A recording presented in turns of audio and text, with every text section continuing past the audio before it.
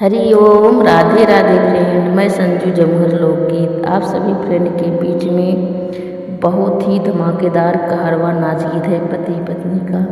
सुनिएगा और बताइएगा कि यह कहरवा नाच गीत आप सबको कैसा लगा। गन गन कापे मोर बदनिया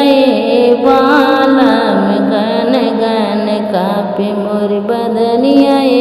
बालम, पियवा बोलावे मोर से जरिया बालम, पियवा बोलावे मोर से जरिया बालम, गन गन कापे मोर बदनिया बालम, गन गन कापे मोर बदनिया बालम। ससुरे में होइत सासु जी से कहित, ससुरे में होइत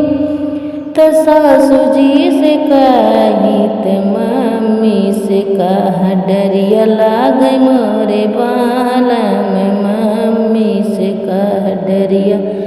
लागे मोरे बालम, गन गन कापे मोर बदनिया बालम, गन गन कापे मोर बदनिया बालम, पियवा बोलावे मोर से जरिया बालम, पियवा बोलावे पीछवरमा मोरे बालम। ससुरे में होइत जेठनी जी से कहित, ससुरे में होइत जेठनी जी से कहित, भाभी जी से कह डरिया लागे बालम, भाभी जी से कह डरिया लागे बालम, गन गन कापे मोर बदनिया बालम, गन गन कापे मोर बदनिया बालम, पियवा बोलावे फूलवरिया बालम, पियवा बोलावे फूलवरिया बालम। ससुरे में होइत ननद जी से कहित, ससुरे में होइत ननद जी से कहित, बहिनियों से कह डरिया लागे बालम, बहिनियों